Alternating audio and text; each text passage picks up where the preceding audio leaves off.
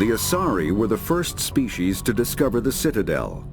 When the Salarians arrived, it was the Asari who proposed the establishment of the Citadel Council to maintain peace throughout the galaxy. Since then, the Asari have served as the mediators and centrists of the Council. An all-female race, the Asari reproduce through a form of parthenogenesis. They can attune their nervous system to that of another individual of any gender and of any species to reproduce. This capability has led to the unseemly and inaccurate rumors about Asari promiscuity. Asari can live for over 1,000 years, passing through 3 stages of life. In the maiden stage, they wander restlessly, seeking new knowledge and experience. When the matron stage begins, they meld with interesting partners to produce their offspring. This ends when they reach the matriarch stage, where they assume the roles of leaders and counselors.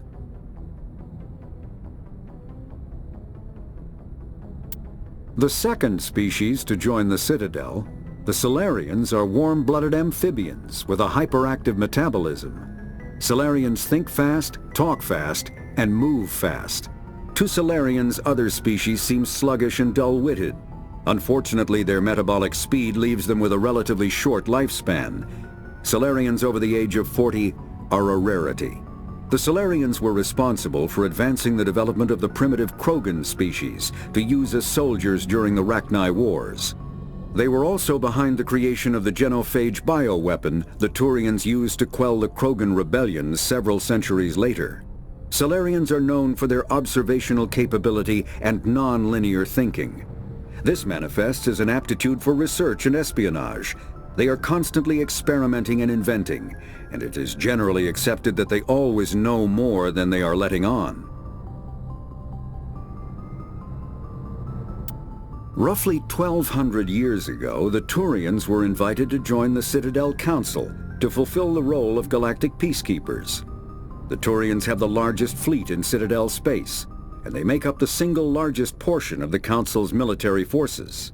As their territory and influence has spread, the Turians have come to rely on the Salarians for military intelligence and the Asari for diplomacy. Despite a somewhat colonial attitude towards the rest of the galaxy, the ruling hierarchy understands they would lose more than they would gain if the other 2 races were ever removed. Turians come from an autocratic society that values discipline and possesses a strong sense of personal and collective honor. There is lingering animosity between Turians and humans over the First Contact War of 2157, which is known as the Relay 314 incident to the Turians. Officially, however, the 2 species are allies, and they enjoy civil, if cool, diplomatic relations.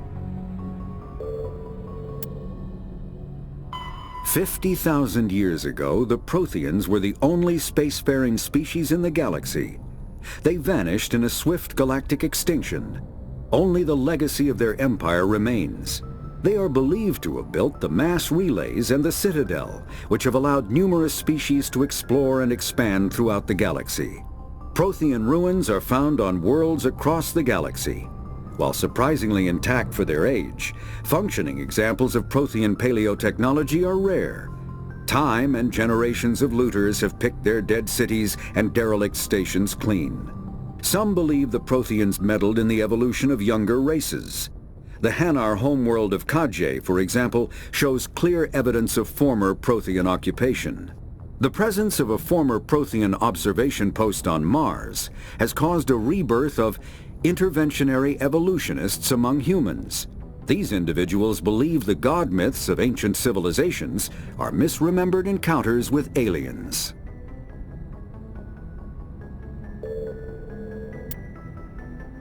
In the early 2160s, the Alliance began aggressive colonization of worlds in the Skyllian Verge, much to the dismay of the Batarians, who had been developing the region for several decades. In 2171, the Batarians petitioned the Council to declare the Verge a zone of Batarian interest. The Council refused, however, declaring unsettled worlds in the region open to human colonization. In protest, the Batarians closed their Citadel embassy and severed official diplomatic relations with the Council, effectively becoming a rogue state.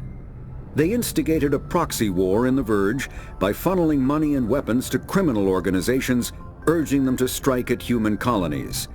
Hostilities peaked with the Skillian Blitz of 2176, an attack on the human capital of Elysium by Batarian-funded pirates and slavers. In 2178, the Alliance retaliated with a crushing assault on the moon of Torfin, long used as a staging base by Batarian-backed criminals. In the aftermath, the Batarians retreated into their own systems and are now rarely seen in Citadel space.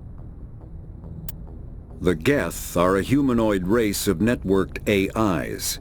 They were created by the Quarians 300 years ago as tools of labor and war. When the Geth showed signs of self-evolution, the Quarians attempted to exterminate them. The Geth won the resulting war. This example has led to legal, systematic repression of artificial intelligences in galactic society. The Geth possess a unique distributed intelligence. An individual has rudimentary animal instincts, but as their numbers and proximity increase, the apparent intelligence of each individual improves. In groups, they can reason, analyze situations, and use tactics, as well as any organic race. Geth space is located at the trailing end of the Perseus Arm, beyond the lawless Terminus systems. The Perseus Veil, an obscuring dark nebula of opaque gas and dust, lies between their space and the Terminus systems. When the Asari discovered the Citadel, they also discovered the Keepers, a docile, multi-limbed insect race that seemingly exists only to maintain and repair the Great Prothean Station. Early attempts to communicate with or study the Keepers were failures, and it is now illegal to interfere with or impede Keeper activity. Because they are completely non-threatening, Keepers have become virtually invisible to everyone else. Similarly, they seem indifferent to other species, except for their tendency to help new arrivals integrate themselves into the Citadel. No matter how many Keepers die due to old age, violence, or accident, they maintain a constant number. No one has discovered the source of new Keepers, but some hypothesize they are genetic constructs. Biological androids created somewhere deep in the inaccessible core of the Citadel itself. The Krogan evolved in a hostile and vicious environment. Until the invention of gunpowder weapons, eaten by predators was still the #1 cause of Krogan fatalities. Afterwards, it was death by gunshot. When the Solarians discovered them, the Krogan were a brutal, primitive species, struggling to survive a self-inflicted nuclear winter. The Solarians culturally uplifted them, teaching them to use and build modern technology, so they could serve as soldiers in the Rachni War. Liberated from the harsh conditions of their homeworld, the quick-breeding Krogan experienced an unprecedented population explosion. They began to colonize nearby worlds. Even though these worlds were already inhabited, the Krogan rebellions lasted nearly a century, only ending when the Turians unleashed the Genophage, a Solarian-developed bioweapon that crushed all Krogan resistance. The Genophage makes only 1 in 1,000 pregnancies viable, and today the Krogan are a slowly dying breed. Understandably, the Krogan harbor a grudge against all other species, especially the Turians. Driven from their home system by the Geth nearly 3 centuries ago, most Quarians now live aboard the Migrant Fleet, a flotilla of 50,000 vessels ranging in size from passenger shuttles to mobile space stations. Home to 17 million Quarians, the flotilla understandably has scarce resources. Because of this, each Quarian must go on a rite of passage known as the Pilgrimage when they come of age. They leave the fleet and only return once they have found something of value they can bring back to their people.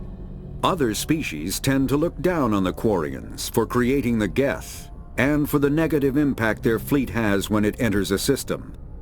This has led to many myths and rumors about the Quarians, including the belief that underneath their clothes and breathing masks, they are actually cybernetic creatures, a combination of organic and synthetic parts.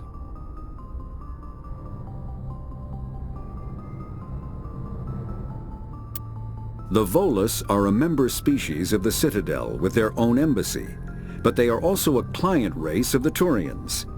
Centuries ago, they were voluntarily absorbed into the hierarchy, effectively trading their mercantile prowess for Turian military protection.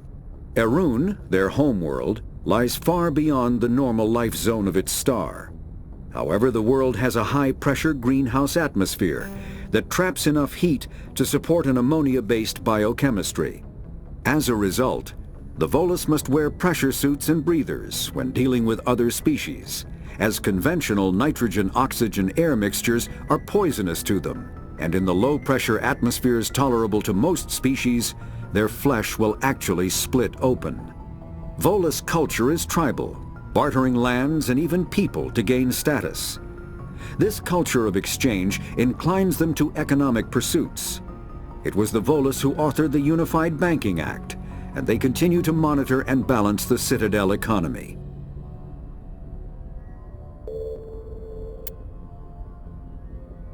After the Geth secure a location, they round up and impale dead and living bodies on mechanical spikes. The spikes rapidly transform these victims into withered husks, extracting water and trace minerals, and replacing them with cybernetics. The cybernetics reanimate the lifeless flesh and tissue, transforming the bodies into mindless killing machines. Some Alliance soldiers refer to the husk-generating spikes as dragon's teeth, a reference to the mythological berserkers who sprang up from the earth wherever the teeth of the dragon Eris were planted.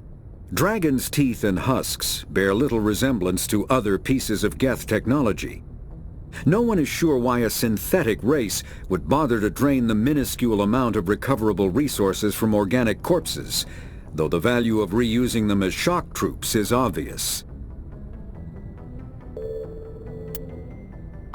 The Citadel is an ancient deep space station, presumably constructed by the Protheans. Since the Prothean extinction, numerous species have come to call the Citadel home. It serves as the political, cultural, and financial capital of the galactic community. To represent their interests, most species maintain embassies on the Presidium, the Citadel's inner ring. The Citadel Tower in the center of the Presidium holds the Citadel Council Chambers.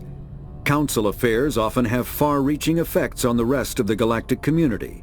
5 arms, known as the Wards, extend from the Presidium. Their inner surfaces have been built into cities, populated by millions of inhabitants from across the galaxy. The Citadel is virtually indestructible. If attacked, the station can close its arms to form a solid, impregnable shell. For as long as the station has existed, an enigmatic race called the Keepers has maintained it. The Council is an executive committee composed of representatives from the Asari Republics, the Turian Hierarchy, and the Solarian Union. Though they have no official power over the independent governments of other species, the Council's decisions carry great weight throughout the galaxy. No single Council race is strong enough to defy the other two, and all have a vested interest in compromise and cooperation. Each of the Council species has general characteristics associated with the various aspects of governing the galaxy. The Asari are typically seen as diplomats and mediators. The Solarians gather intelligence and information. The Turians provide the bulk of the military and peacekeeping forces. Any species granted an embassy on the Citadel is considered an associate member, bound by the accords of the Citadel Conventions. Associate members may bring issues to the attention of the Council, though they have no input on the decision. The Human Systems Alliance became an associate member of the Citadel in 2165.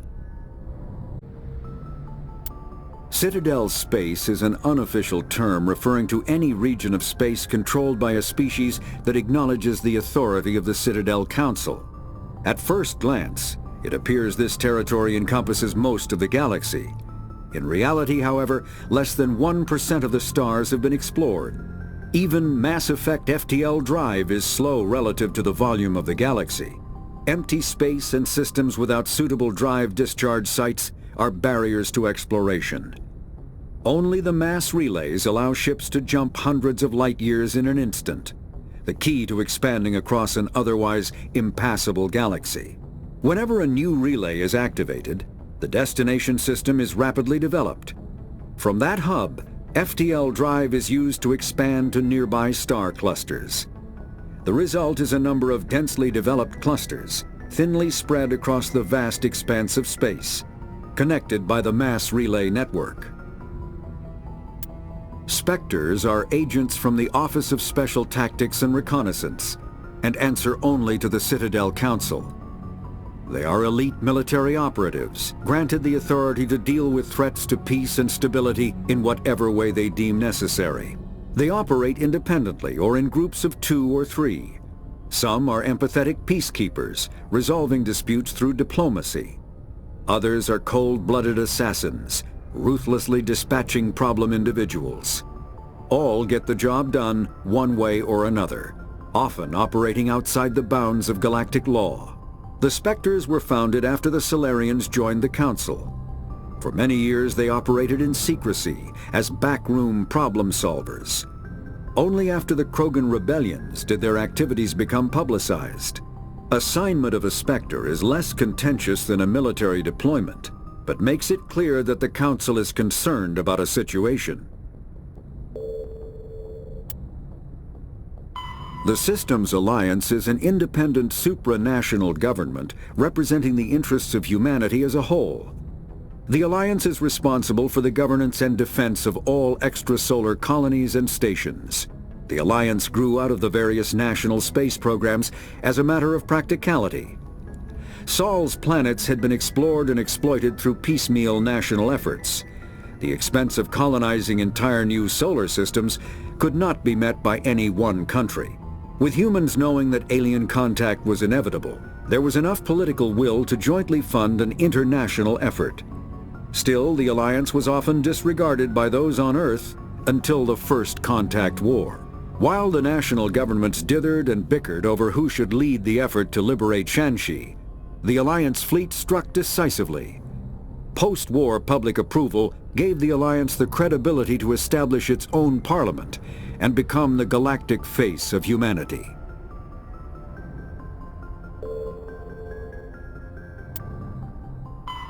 Pharos is a habitable world in the Attican Beta Cluster. 2/3 of the habitable surface is covered with the ruins of a crumbling Prothean megatropolis. In the millennia since the Prothean extinction, the ruins have been repeatedly picked over by looters many times. Pharos was considered a poor prospect for colonization, as little open ground remains for agriculture.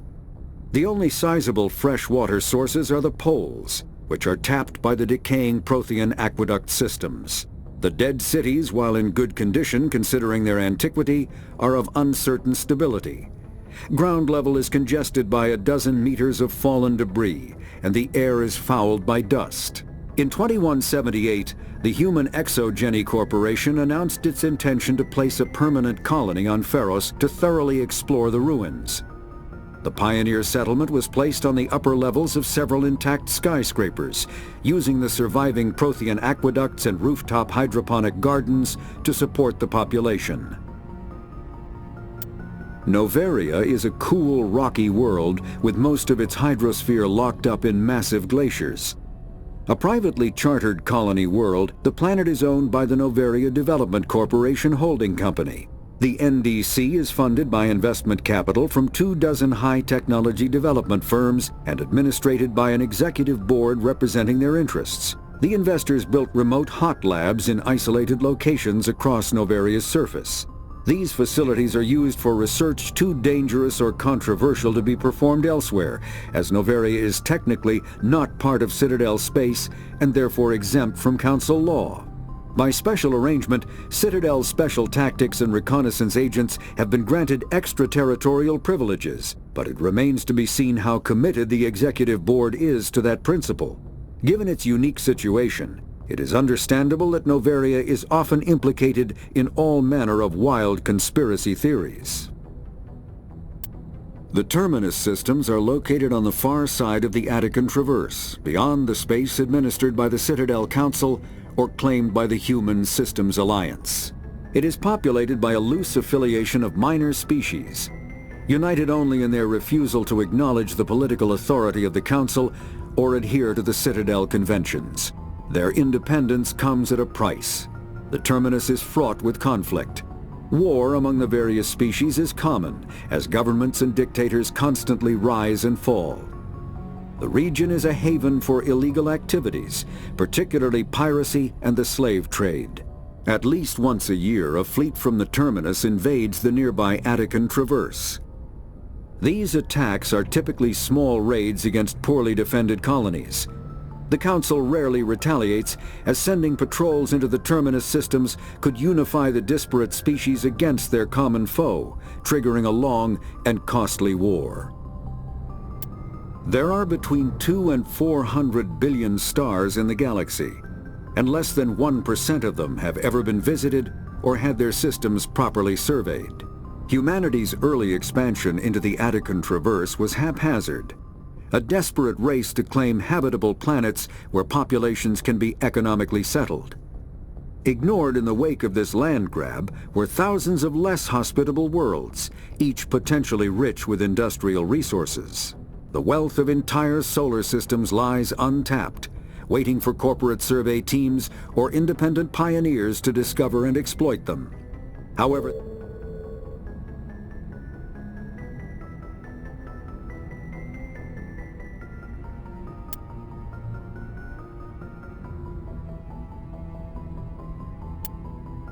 Pharos is a virtual intelligence is an advanced form of user interface software. VIs use a variety of methods to simulate natural conversation, including an audio interface and an avatar personality to interact with. Although a VI can provide a convincing emulation of sentience, they are not self-aware, nor can they learn or take independent action. VIs are used as operating systems on commercial and home computers. Minimal VI agents are also available. Agents are compact and specialized. Some serve as personal secretaries, filtering calls and scheduling meetings based on user-defined priorities. Others are advanced search engines, propagating themselves across the extranet to collate user-requested data. Commercial VIs in a variety of stock personalities are available at any software retailer. Boutique firms and hobbyists also build unique VIs to personal specification. Although software emulation of living personalities is illegal, reconstructions of famous historical figures are common. When subjected to an electrical current, the rare material dubbed Element Zero, or EZO, emits a dark energy field that raises or lowers the mass of all objects within it. This mass effect is used in countless ways, from generating artificial gravity to manufacturing high-strength construction materials. It is most prominently used to enable faster-than-light space travel. EZO is generated when solid matter, such as a planet, is affected by the energy of a star going supernova. The material is common in the asteroid debris that orbits neutron stars and pulsars. These are dangerous places to mine, requiring extensive use of robotics, telepresence, and shielding to survive the incredible radiation from the dead star. Only a few major corporations can afford the setup costs required to work these primary sources. Humanity discovered refined Element Zero at the Prothean Research Station on Mars, allowing them to create mass effect fields and develop FTL travel. Element Zero can increase or decrease the mass of a volume of space-time when subjected to an electrical current. With a positive current, mass is increased. With a negative current, mass is decreased. The stronger the current, the greater the magnitude of the dark energy mass effect. In space, low-mass fields allow FTL travel and inexpensive surface-to-orbit transit.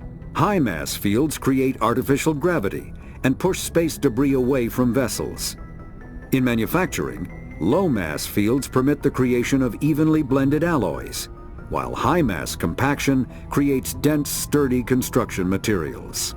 The military makes extensive use of mobility-enhancing technologies, with Mass Effect utilizing fighting vehicles standard frontline issue in most military forces. Mass Effect fields are also essential in the creation of kinetic barriers or shields to protect against enemy fire. Omni-tools are handheld devices that combine a computer microframe, sensor analysis pack, and manufacturing fabricator. Versatile and reliable, an Omni tool can be used to analyze and adjust the functionality of most standard equipment, including weapons and armor, from a distance. The fabrication module can rapidly assemble small three-dimensional objects from common reusable industrial plastics, ceramics, and light alloys. This allows for field repairs and modifications to most standard items, as well as the reuse of salvaged equipment. Omni tools are standard issue for soldiers and first-in colonists. Combat hard suits use a dual-layer system to protect the wearer. The inner layer consists of fabric armor with kinetic padding. Areas that don't need to be flexible, such as the chest or shins, are reinforced with sheets of lightweight, ablative ceramic. The outer layer consists of automatically generated kinetic barriers. Objects traveling above a certain speed will trigger the barrier's reflex system and be deflected, provided there is enough energy left in the shield's power cell. Armored hard suits are sealable to protect the wearer from extremes of temperature and atmosphere. Standard equipment includes an onboard mini-frame and a communications, navigation, and sensing suite. The mini-frame is designed to accept and display data from a weapon's smart targeting system to make it easier to locate and eliminate enemies. Kinetic barriers, more commonly called shields, provide protection against most mass accelerator weapons. Whether on a starship or a soldier's suit of armor, the basic principle remains the same. Kinetic barriers are repulsive mass effect fields, projected from tiny emitters. These shields safely deflect small objects traveling at rapid velocities. This affords protection from bullets and other dangerous projectiles, but still allows the user to sit down without knocking away their chair. The shielding afforded by kinetic barriers does not protect against extremes of temperature, toxins, or radiation. A mass accelerator propels a solid metal slug using precisely controlled electromagnetic attraction and repulsion. The slug is designed to squash or shatter on impact, increasing the energy it transfers to the target.